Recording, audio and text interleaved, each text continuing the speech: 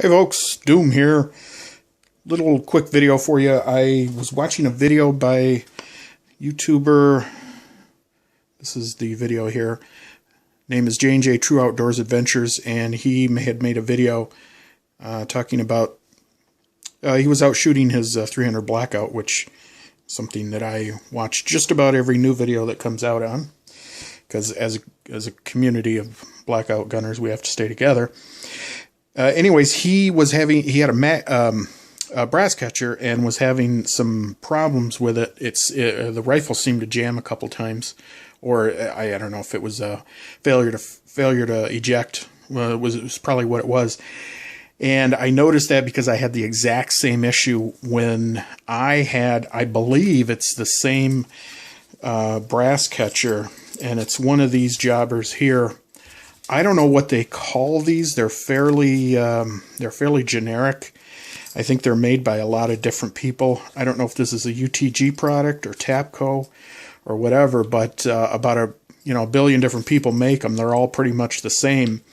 It just pretty much clamps around the barrel here with this Velcro strap, and then this goes right near the ejector, and it's supposed to catch brass as it comes out. The problem is, what I noticed with these is inevitably the material just kind of shrinks down and just flaps down. Now, I don't know, whoever invented this assumes that with the force of the ejecting shell, it's going to push this material aside and open this up and collect in here. Well, the problem is that doesn't always happen because this kind of flaps over. What it does is it ends up giving the eject system a problem, because a lot of times it'll fold over like this. The empty round, the empty shell will hit here, maybe bounce back in, or it'll just stay here, and the next round coming out won't have enough room to come out. So, when I tried this, I had endless problems with it. So, anyways, not to give up on a product, though, what I ended up doing, as you can see here, is I made a little modification. And I'm not going to say this works 100% or solves all the problems, but it seemed to improve it quite a bit for me.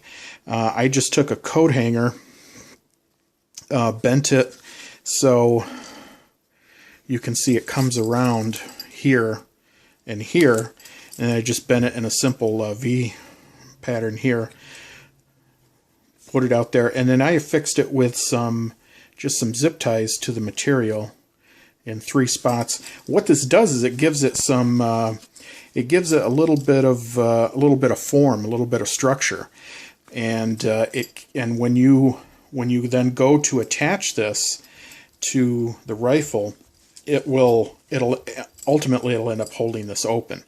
Holds it open a lot like this. Now I would still suggest, when you get this, to make sure the bottom part is out as well. You want to make sure that you have a nice open pattern for that shell to come into.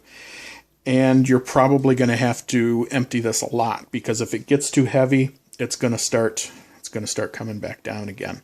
So but I think it's about the best you can get, especially for the money. I think there's other brass collectors out there, but honestly, for what they cost, I don't think they're going to be any better than this. There's not a whole lot you can do, and if you shoot 300 Blackout, you know just how amazingly valuable those empty shells are.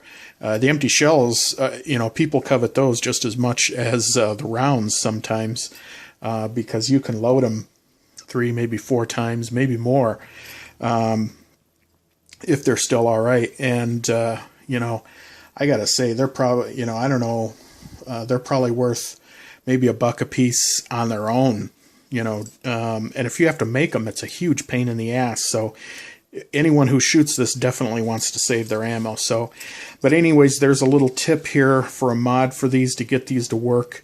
Again, you still might have some problems with it, but it's going to cut down a lot of it anyway. So anyhow, there's my fix for the mesh. I'm going to call it a mesh a mesh brass collector. So that's my fix for it. Stay tuned, lots more videos coming by, and you've been doomed. Thanks, later.